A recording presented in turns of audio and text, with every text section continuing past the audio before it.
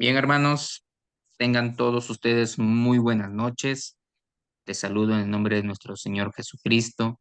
Para nosotros, como Civitas Dei, es un gozo poder continuar con estas masterclass, sí, para seguir aprendiendo como Iglesia del Señor. Permítanos presentarnos. Somos Civitas Dei, Centro Cristiano para América Latina, y somos una promotora educativa cimentada y centrada en el Evangelio del Reino de Dios.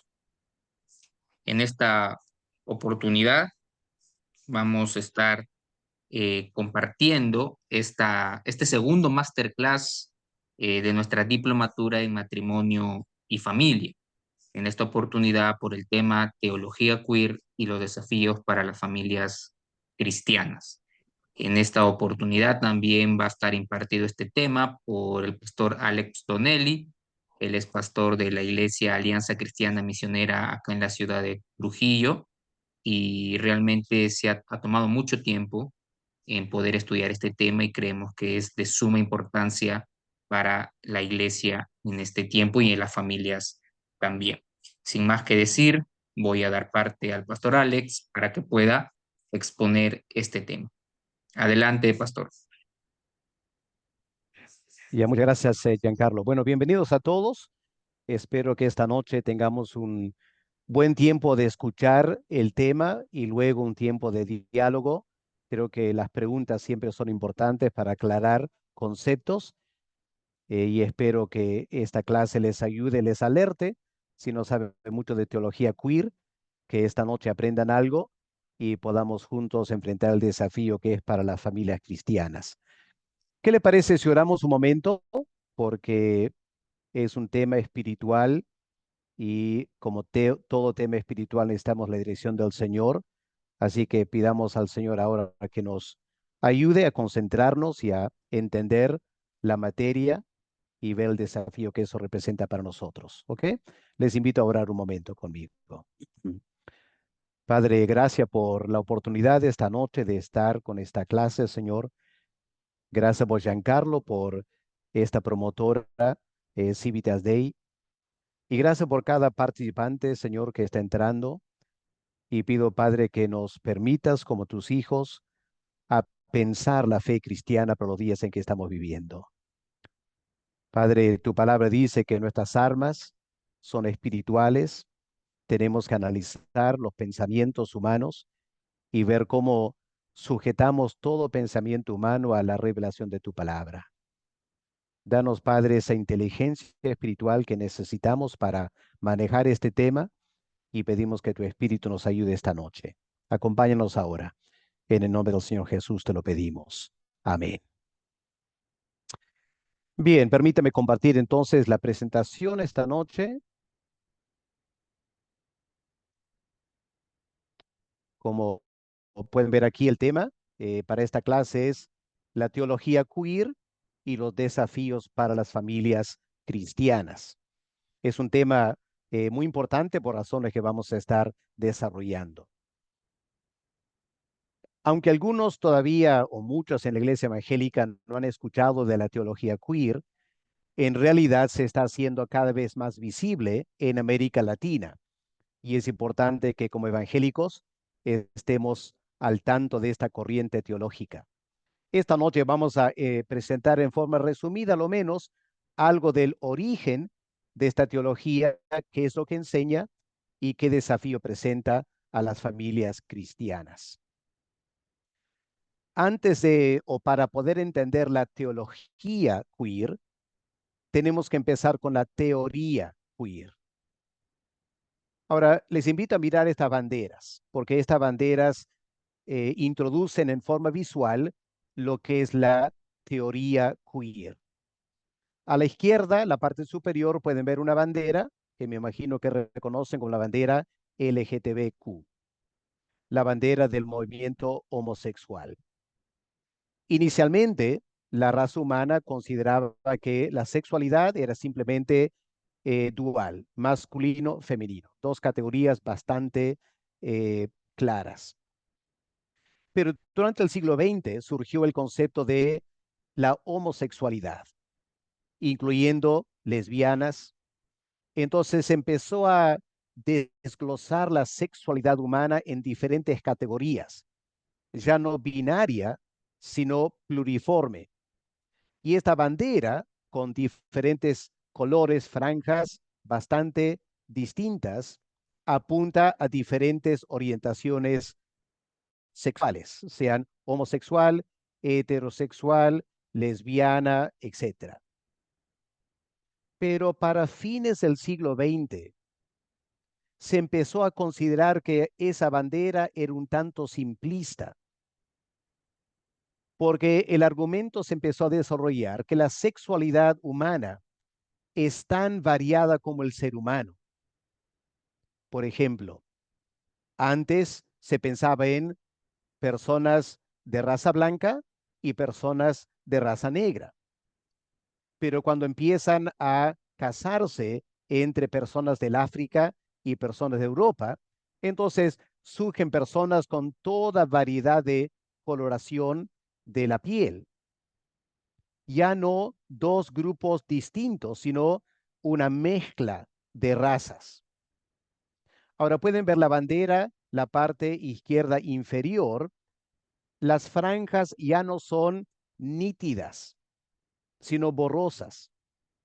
La idea es que no hay tal cosa como homosexual, porque muchas personas homosexuales tienen una tendencia pequeña o grande de ser homosexual.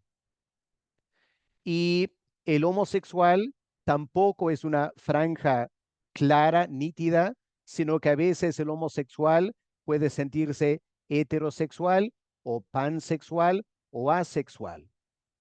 Así que se empieza a romper la idea de identidades homosexuales nítidas. Y la imagen a la derecha, pueden ver que los colores están mucho más entreverados porque ahora se empieza a hablar de eh, la sexualidad humana no es simplemente en función a la biología. Hay factores raciales, hay factores económicos y sociales y culturales que afectan la identidad sexual. Por ejemplo, dice que un africano homosexual es muy diferente a un norteamericano homosexual. O que una mujer lesbiana de las favelas de Brasil vive su sexualidad muy diferente a una lesbiana de la clase alta de Europa.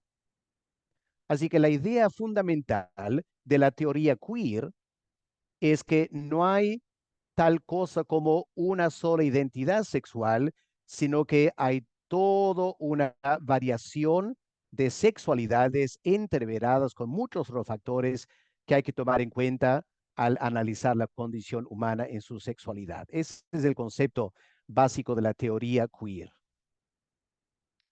Solo para que sepan, si quieren este dato, la persona que acuñó esta frase fue Teresa de Lauretis en el año 1990. Ella dio una conferencia en California sobre la sexualidad lesbiana y gay. Esa conferencia impactó y se publicó la conferencia en una edición especial de la revista Differences, Diferencias, una cultura feminista o estudios culturales feministas. Ahora, ¿qué es lo que Lauretis estaba diciendo con esta teoría queer? La palabra queer en inglés significa lo que es diferente o lo que es raro o extraño, queer. Durante el siglo XX, como acabo de mencionar, la sociedad mundial aceptó las categorizaciones de heterosexual, homosexual y lesbiana, ¿ya? Tres categorías sexuales. Pero se dieron cuenta que habían personas que no encajaban dentro de esas categorías. Empiezan a surgir primero los asexuales, los pansexuales y otras sexualidades. Y al final lo que decían es que dentro de la raza humana habían personas cuya identidad sexual no encajaba con el simplismo de dos o tres categorías y por lo tanto se sentían marginados, porque la gente preguntaba, ¿eres gay? ¿Eres lesbiana? ¿Eres heterosexual? Y la persona decía, ninguna de esas palabras me representa. Y a veces soy una cosa y otras veces soy otra cosa. Así que empieza a surgir queers dentro de los queers. Es decir, inicialmente en Europa, en Estados Unidos, la palabra queer se usó para los homosexuales, sean varones o mujeres lesbianas. Pero personas empezaron a sentirse queer, raro, entre los queers, porque no encajaban en estas categorías de lesbiana u homosexual. Así que Lauretis, ella acuña esta expresión, la teoría queer, para señalar tres proyectos interconectados. En primer lugar, lo que es común, de conocimiento común, el rechazo de la heterosexualidad como el punto de referencia para toda identidad sexual. Eso ya se había rechazado de antemano. Ahora, en segundo lugar, un acercamiento al concepto de género que sea capaz de interpelar la suposición que el estudio de lesbianas y gays sea algo homogéneo. En otras palabras, que no hay tal cosa como una sola lesbiana, un tipo de mujer que es lesbiana, sino que hay una enorme variedad de mujeres lesbianas, dependiendo de su raza, su estatus económico, su edad, etcétera. Y en tercer lugar, una insistencia sobre las múltiples maneras en que lo racial, lo económico, lo cultural afecta la sensibilidad sexual. Como entenderán, lo que estaba pasando al fin del siglo XX es que estaban queriendo llevar la revolución sexual al siguiente nivel. Primero, si consideramos la historia, primero, la primera revolución sexual, con grupos como los Beatles, etcétera, era el sexo libre, fuera del matrimonio. Luego, la segunda revolución sexual fue la homosexualidad y el movimiento LGTBQ. La tercera revolución sexual es la teoría queer, ¿ok? Para entender más o menos cómo se fue desarrollando este concepto. Ahora, ¿cuál es la meta de la teoría queer? Deconstruir las categorías sociales. Es decir, rechazar esas categorías, deconstruirlas, como también las taxonomías normativas, es decir, esos nombres, lesbiana, homosexual, heterosexual o pansexual, ¿ya? El deseo de deconstruir toda esa nomenclatura con el fin de analizar cómo llegaron a existir.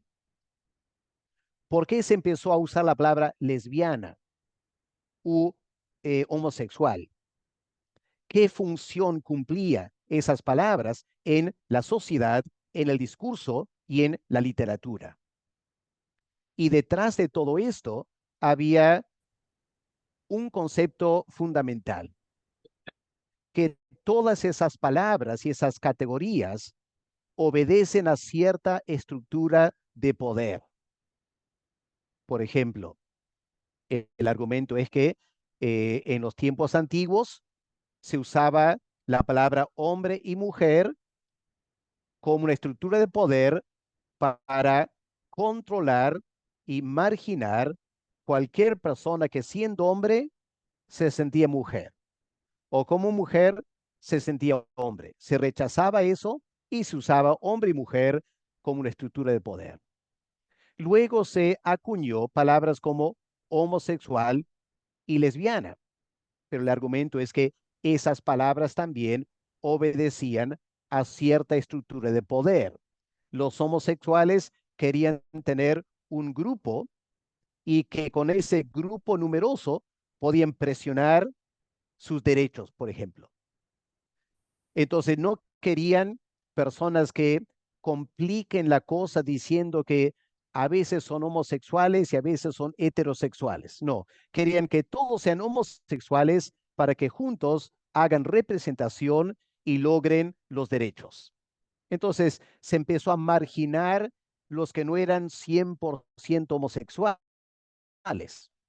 ¿Ok? Ese concepto de estructuras de poder.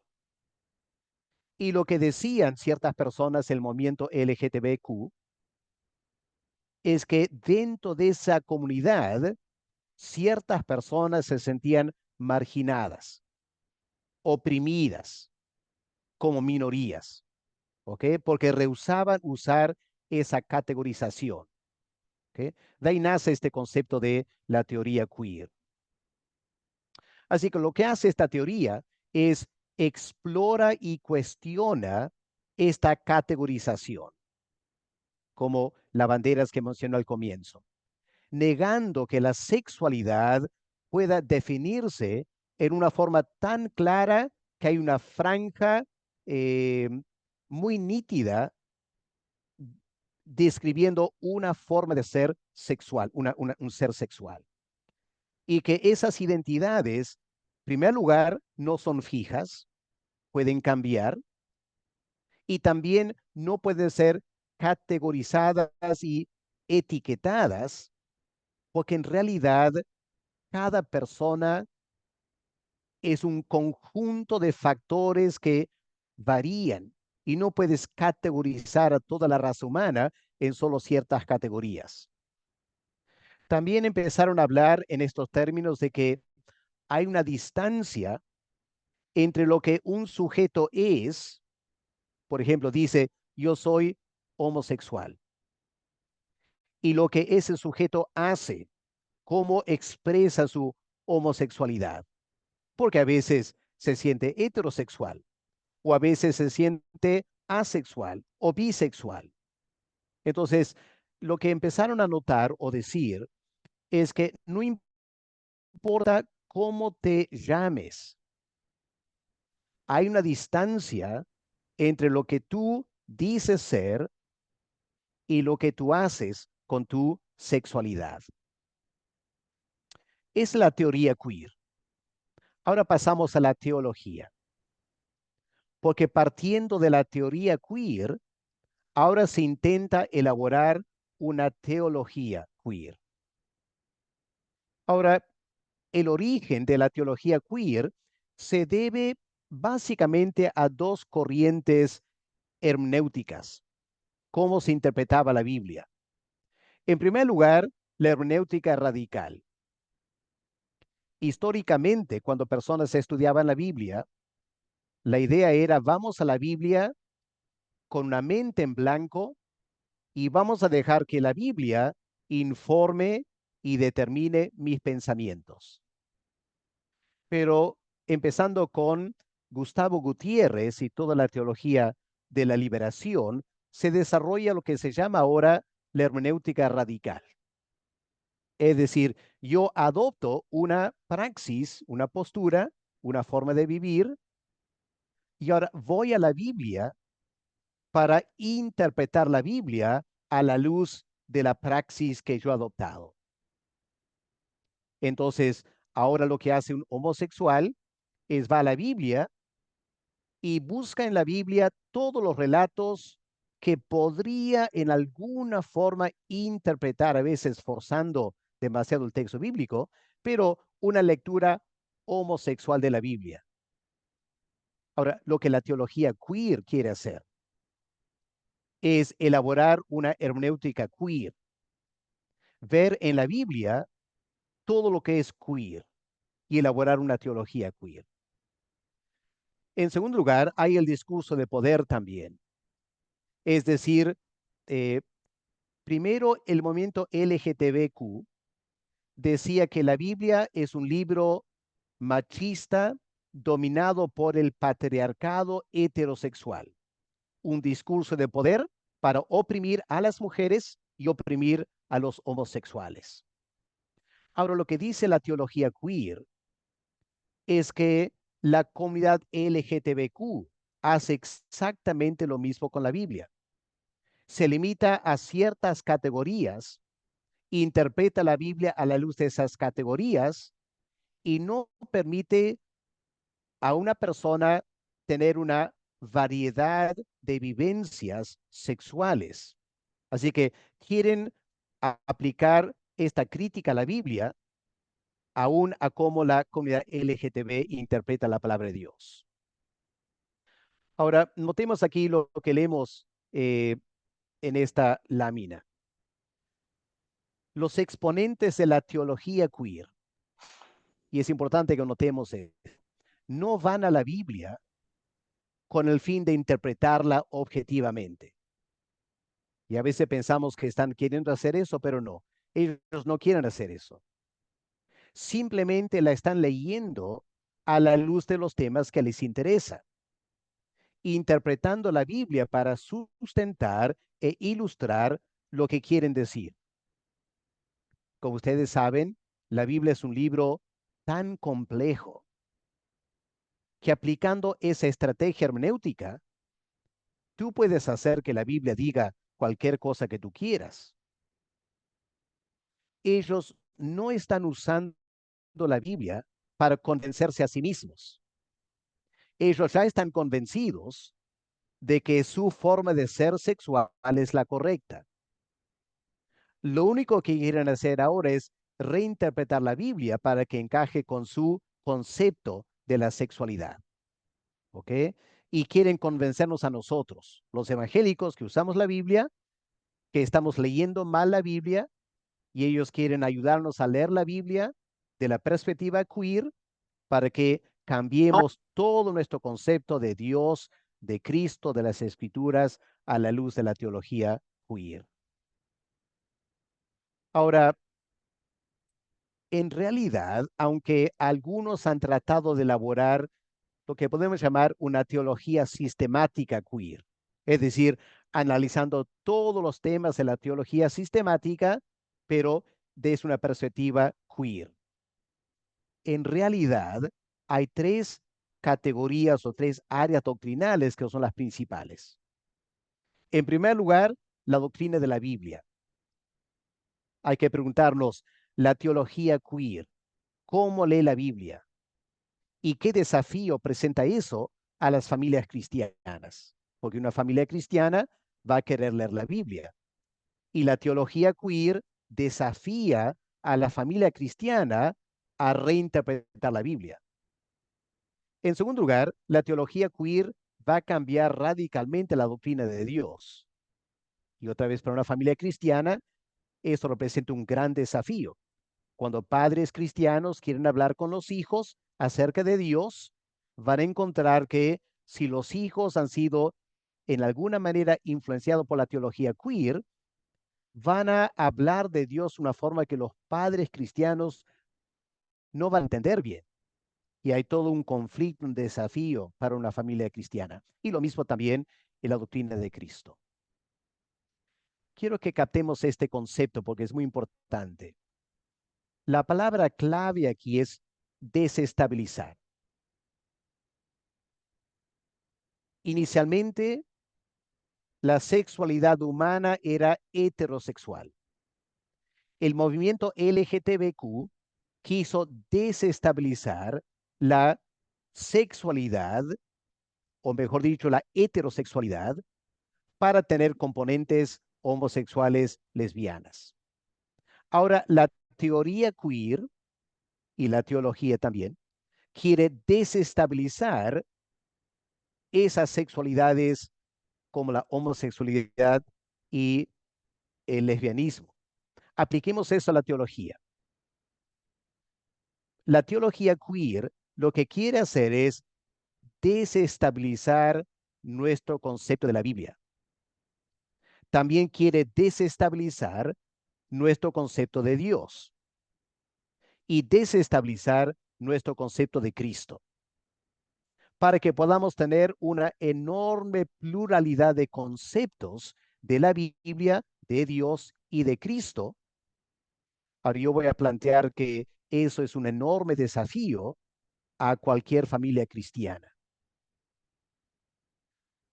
Así que pasemos a este tema del desafío a las familias cristianas. Vamos a dividirlo en dos categorías. La teología queer presenta desafíos generales para la familia cristiana, enfatizando la palabra cristiana.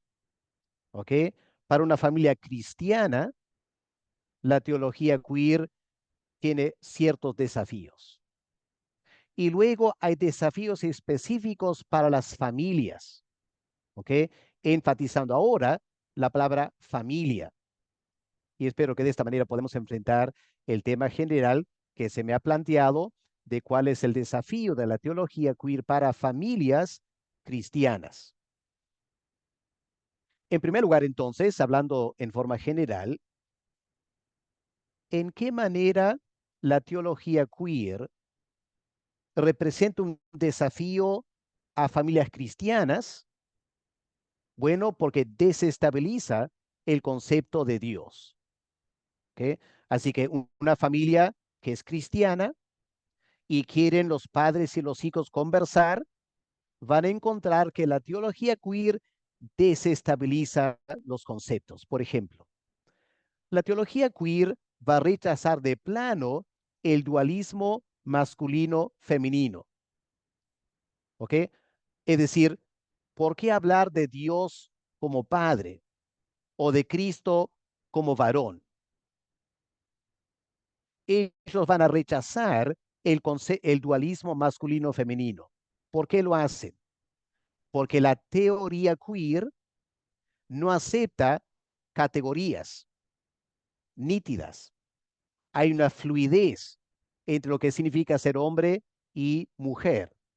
Así que la teología queer rechaza este dualismo aplicándose a la doctrina de Dios.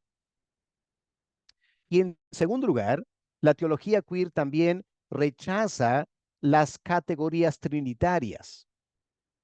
La palabra padre, la palabra hijo, la palabra Espíritu Santo son categorías, ¿no es cierto? Y la teología cristiana elabora una doctrina de la Trinidad con estas tres personas concretas, totalmente diferentes de la otra.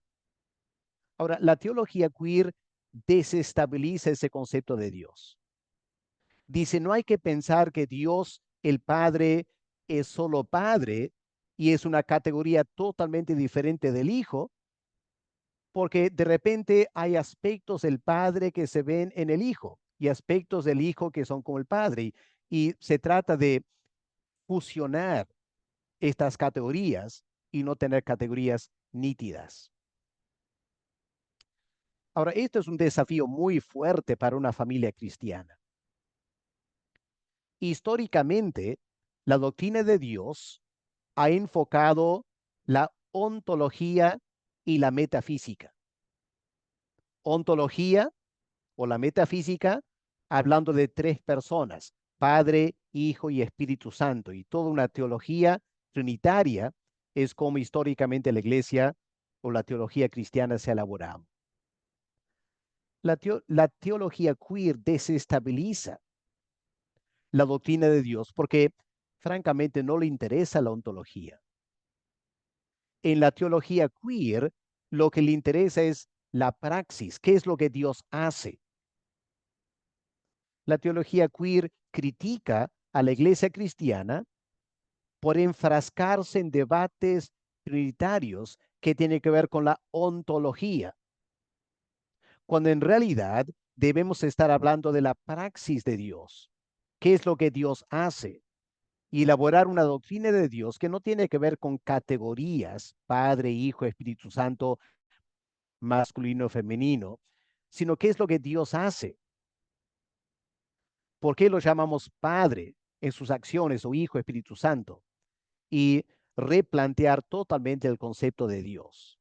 Ahora, ahí hay un enorme desafío para una familia cristiana. Se imaginan hijos afectados por la teología queer, van a querer hablar con los padres y hay un tremendo cruce de conceptos que dificultan la conversación. Esto es lo que vamos a encontrar cada vez más.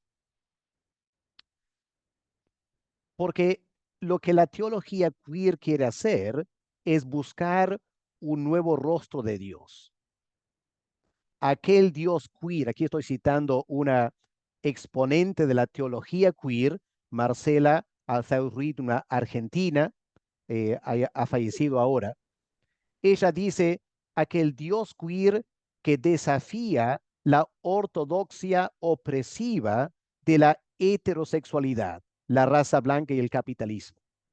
Así que pueden ver cómo se están funcionando conceptos de la sexualidad con elementos económicos, raciales y sociales. Ahora miren lo que dice esta mujer. La meta de la teología queer es liberar a Dios del closet de la iglesia tradicional y abrazar el papel que Dios cumple en la vida de los gays, lesbianas y pobres. Y en uno de sus libros, Al-Zawrid propone presentar un nuevo concepto de la santidad de Dios, superando los prejuicios sexuales y coloniales con el fin de liberar a Dios, que Dios no esté enfrascado en afirmar que la sexualidad es solo para el matrimonio y solo para heterosexuales. Y por medio de la teología de la liberación y la teoría queer, procura demostrar las raíces sexuales de la teología, queriendo llevarnos a conceptos más profundos de Dios. Así que espero que ya empiecen a entender la complejidad de este tema, ¿ok? Y el desafío que representa para familias que quieren conversar de doctrinas cristianas. En segundo lugar, todavía dentro del ámbito general, desafíos generales, la teología queer desestabiliza también nuestro concepto de la Biblia.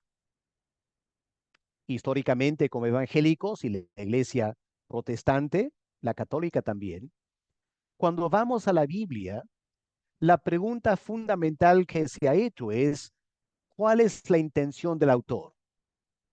¿Qué es lo que Pablo quiso decir? ¿Qué es lo que Moisés quiso decir? Etcétera.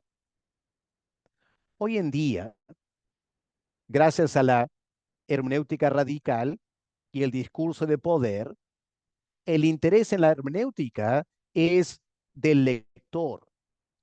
Ahora, lo importante no es lo que Pablo quiso decir, sino, por ejemplo, lo que yo en Perú, viviendo en Trujillo, lo que yo quiero sacar de la Biblia, cuál es mi interés, cuáles son mis preguntas. Y voy a la Biblia no para preguntar qué es lo que Pablo quiso decir en algún versículo, sino ese versículo, ¿qué me dice a mí dentro de la realidad que yo estoy viviendo? ¿Ok? Ese es el interés del lector en la interpretación de la Biblia.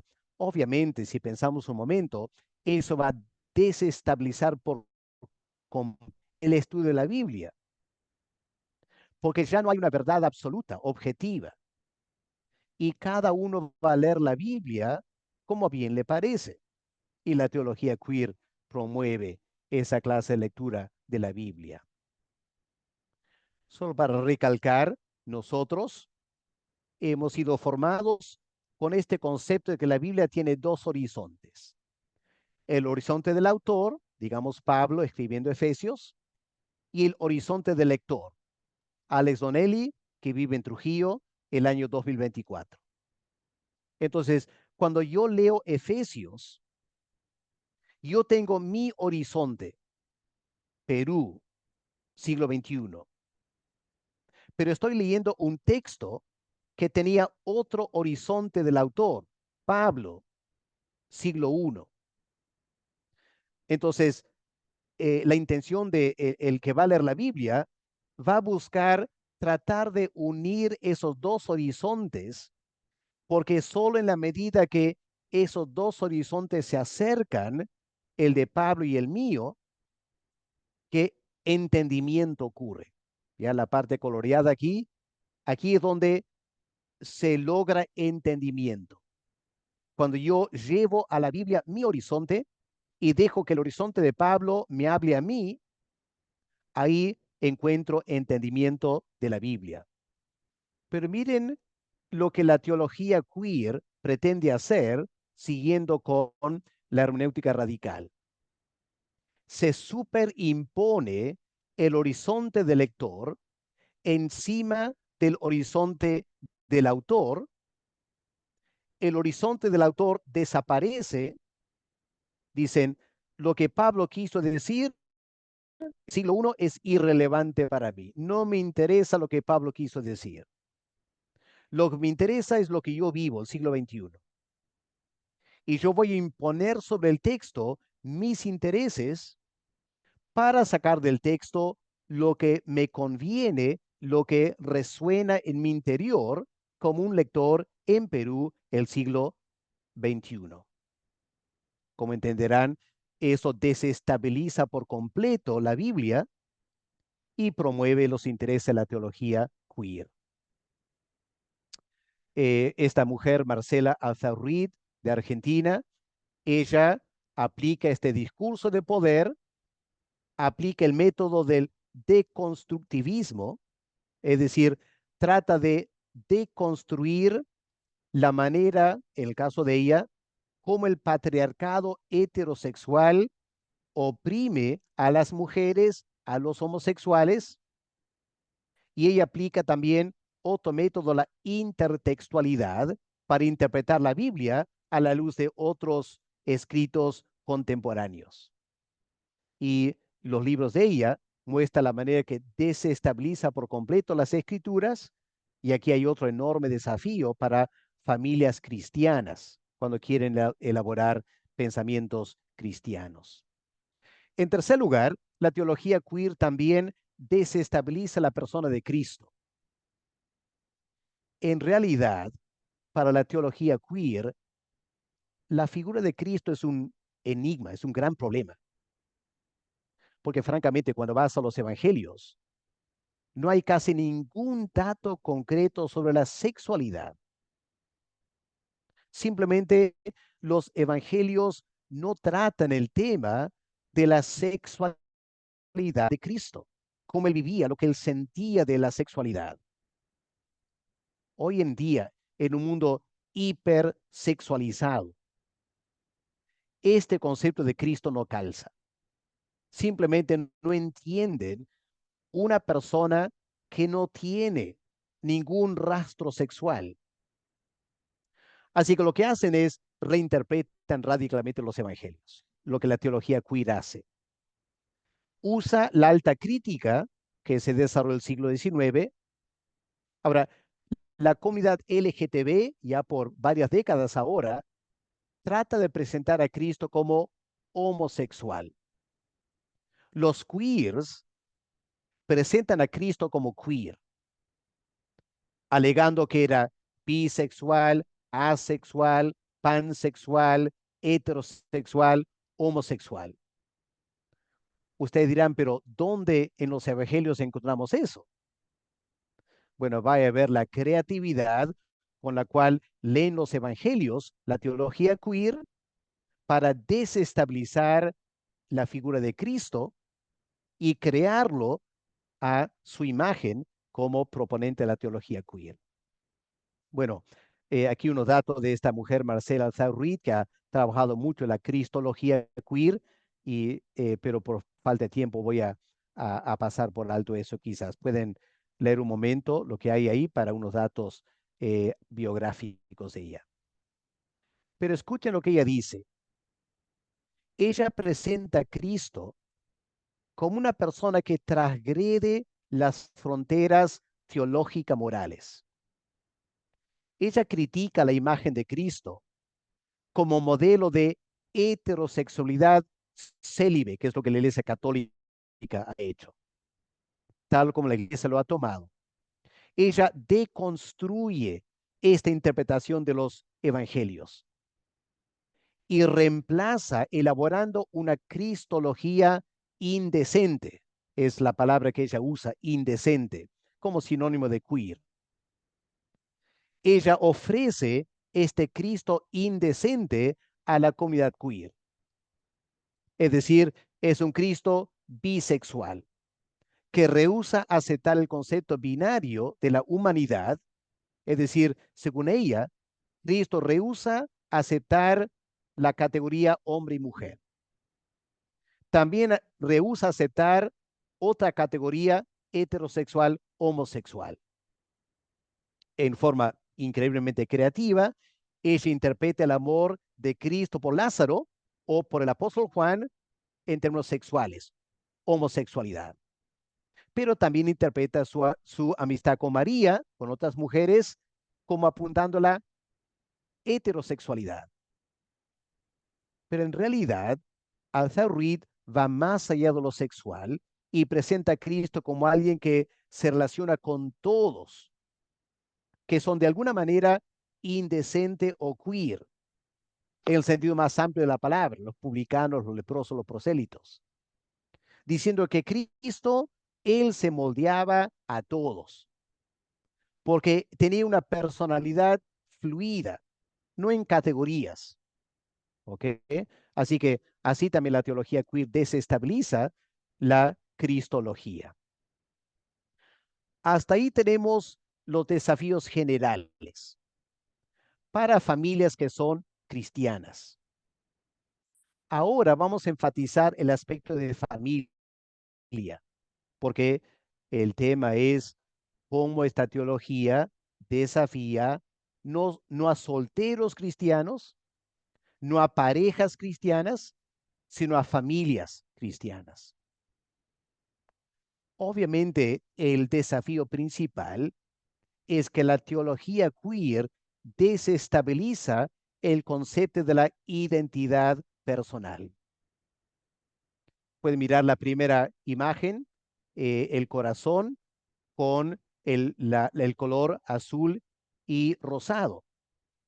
Históricamente, una familia cristiana, cuando nace un hijo o una hija, los padres ven que es varón o mujer y orientan a ese ser que ha nacido a desarrollarse dentro de esa categorización. Así que si es niño, le compran ropa azul, le dan regalitos como pelotas o trenes o carros.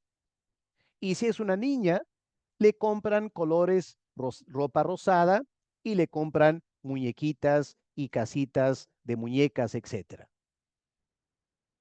Y orientan a los hijos a que son mujer u hombre. Ahora, el movimiento LGTBQ desestabiliza ese concepto. Y ahora el argumento es que los hijos pueden ser no heterosexuales, sino homosexuales. Y pueden ser lesbianas o homosexuales o pansexuales o bisexuales y todas esas categorías. Ahora, la teología queer lo lleva a otro nivel, desestabilizando aún más el concepto de identidad personal, rechazando toda categorización. Simplemente rehúsan usar categorías y animarían a los hijos a simplemente expresar su sexualidad y su identidad sexual en cualquier manera que quieran hacerlo. Bueno, ustedes se imaginan el impacto en la psicología de los hijos o las hijas si los padres empiezan a hacer eso.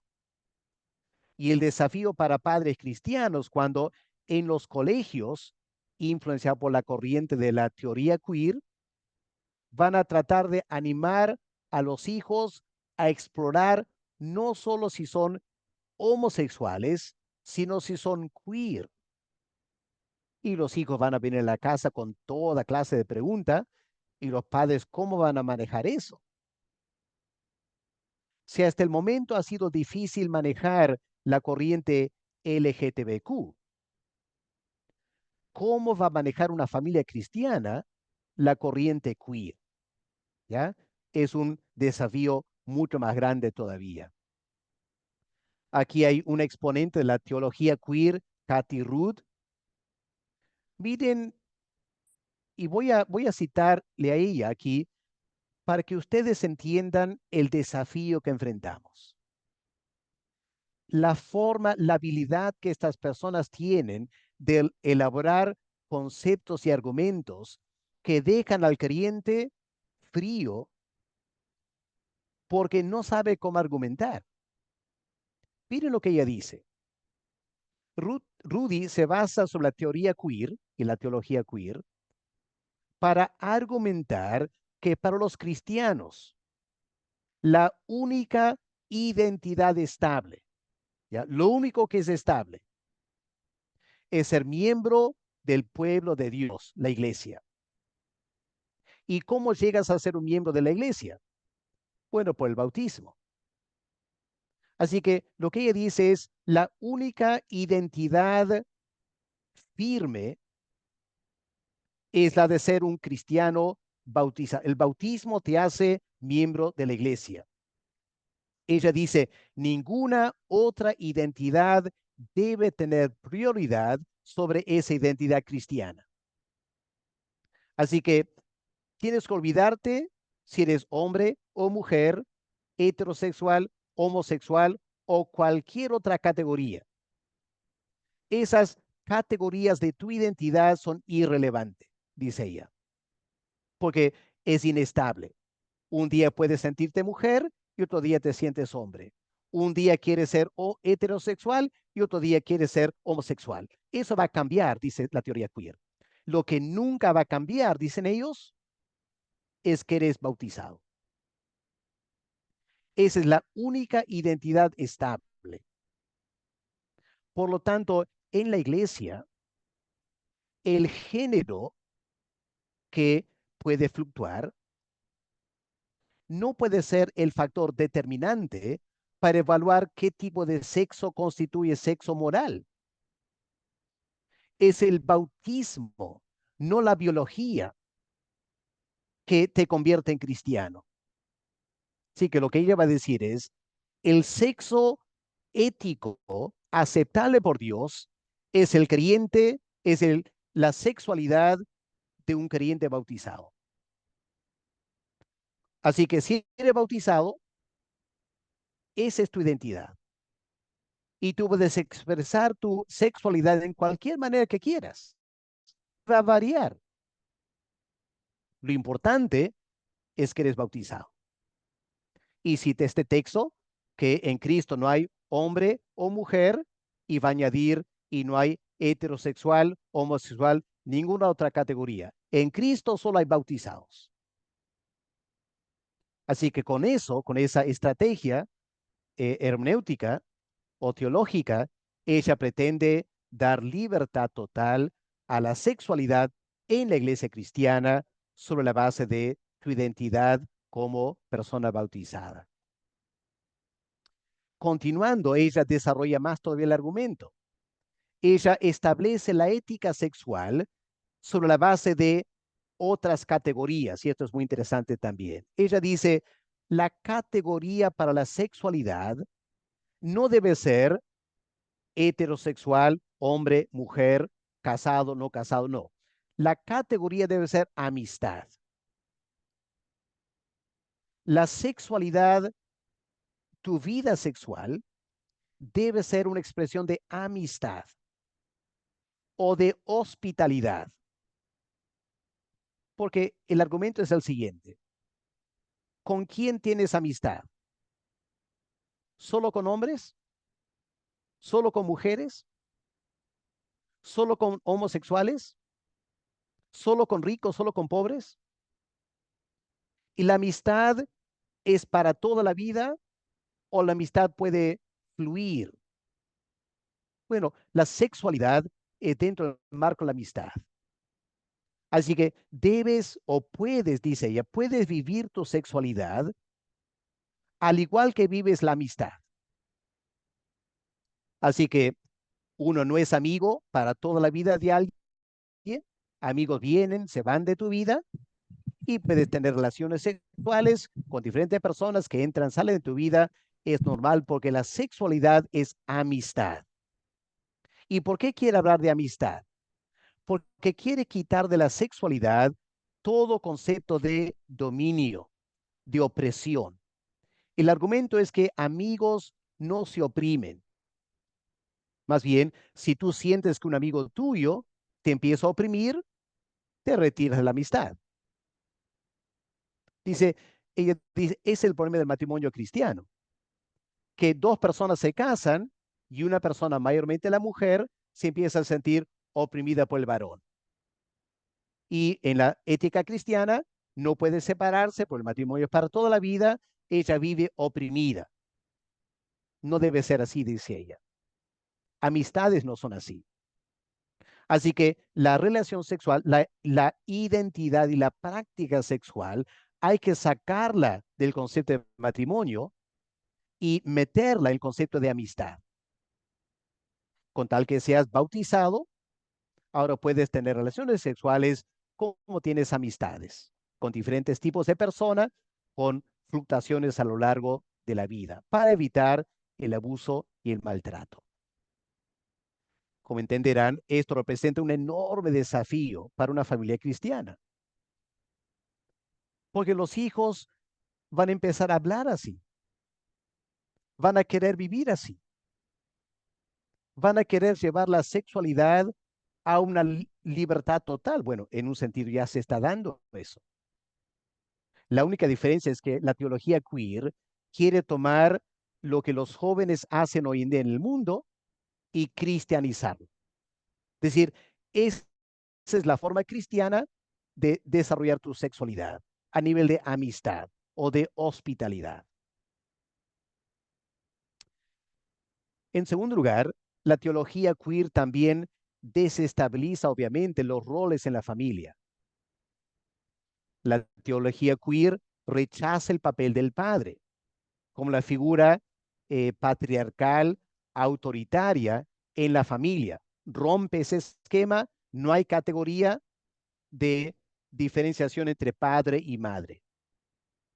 Pero también la teología queer va a rechazar y desestabilizar el concepto, la distinción padre e hijos, porque otra vez son categorías y categorías oprimen.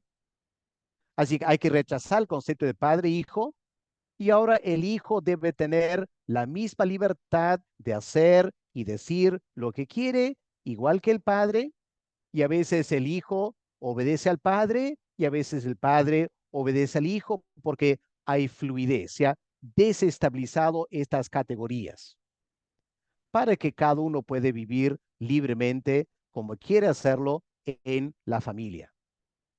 Otra vez esto representa un enorme desafío a una familia cristiana. En conclusión, solo para notar esto, que hay una teología queer popular. Ustedes van a encontrar esto en las redes sociales, en conferencias, hasta en literatura. Van a hablar de la teología queer, pero básicamente como sinónimo del movimiento LGTBQ. ¿Okay? Ese es el mundo popular eh, del ciudadano de a pie. Pero hay una teología queer académica. Y la teología queer académica es totalmente diferente a, digamos, una teología LGTB y es altamente técnica. Así que solo hago la distinción porque a veces van a notar esto en la literatura. Tienen que tener cuidado. A veces hablan de teología queer y simplemente están hablando de el movimiento LGTBQ. Pero hay cierta literatura y cierto discurso que usa la palabra teología queer para una teología radicalmente diferente a cualquier teología de la comunidad LGTB. Solo para notar esa distinción para ustedes. Hasta ahí, Giancarlo, mi exposición esta noche y podemos tomar preguntas ahora, si desean, para poder aclarar cualquier punto que no ha quedado claro para ustedes. Sí. Bueno, gracias, Pastor Alex, por este tiempo de masterclass. Agradecerle por su disposición. Y antes, pues, de entrar a las preguntas y respuestas, no sé si nos gustaría conocerlo un poco más, ¿no? Nos gustaría conocer qué es lo que hace, su ministerio, cómo se viene desarrollando y cómo Dios viene utilizando su vida, Pastor. Wow. Bueno, en resumen, soy británico de nacionalidad. Tengo 36 años trabajando en Perú mis primeros 5 años trabajando con la Iglesia Evangélica Peruana en la Sierra Central. Luego vine aquí a la costa, a Trujillo, y empecé a apoyar la Iglesia Alianza Cristiana Misionera, enseñando en el seminario y pastoreando o siendo parte de un equipo pastoral. Me he dedicado a la docencia, el seminario de la Alianza, luego a dar conferencias para predicadores, motivando la buena predicación de la palabra. En los últimos años vengo escribiendo comentarios bíblicos, he formado un editorial, Plenoma Dabar, y ahora me estoy dedicando a enseñar cursos virtuales, queriendo animar a pastores a seguir actualizándose en la formación y ofreciendo cursos que no se ofrecen en el seminario para que pastores puedan seguir formándose a un nivel quizás un poco más avanzado. Así que básicamente eso es lo que estoy haciendo. Listo, pastor, gracias por este pequeño aporte de su vida. Y bueno, antes de entrar a tiempos y preguntas y respuestas, también quiero también presentarnos un poco. Eh, Nosotros somos Civitas Day, Centro Cristiano para América Latina, y somos una promotora educativa cimentada en el Evangelio del Reino de Dios. Y eh, el próximo miércoles 5 de junio, vamos a estar con un webinar por el tema los pactos bíblicos en los diversos sistemas teológicos, y va a estar a cargo del pastor anglicano Benjamín Vega. Benjamín Vega es un pastor anglicano auxiliar de la Iglesia Anglicana Reformada de Chile, ¿sí? Entonces él va a estar compartiendo este tema con nosotros el día miércoles 5 de junio a las 20 horas Perú. Sí, mis hermanos, y también anunciarles que estamos ya a vísperas de empezar un nuevo bimestre en la Diplomatura de Teología Reformada, y pueden inscribirse los que aún no lo han hecho al curso de Teología del Pacto, que pues van a estar dictados por el pastor Larry Trotter, sí, y el pastor Jorge Rodríguez. Y también el curso libre de Teología Bíblica del Antiguo Testamento, que tenemos un convenio con el Ministerio Tercer Milenio, y también va a estar dictado pues con el hermano Benjamín Vega. Sí, mis hermanos, entonces somos Civitas Day, Centro Cristiano para América Latina, y nos puede ubicar en nuestras diferentes redes. Vamos a pasar al tiempo de preguntas y respuestas. Voy a cerrar la transmisión y bueno, podremos ya entrar al tiempo de preguntas y respuestas.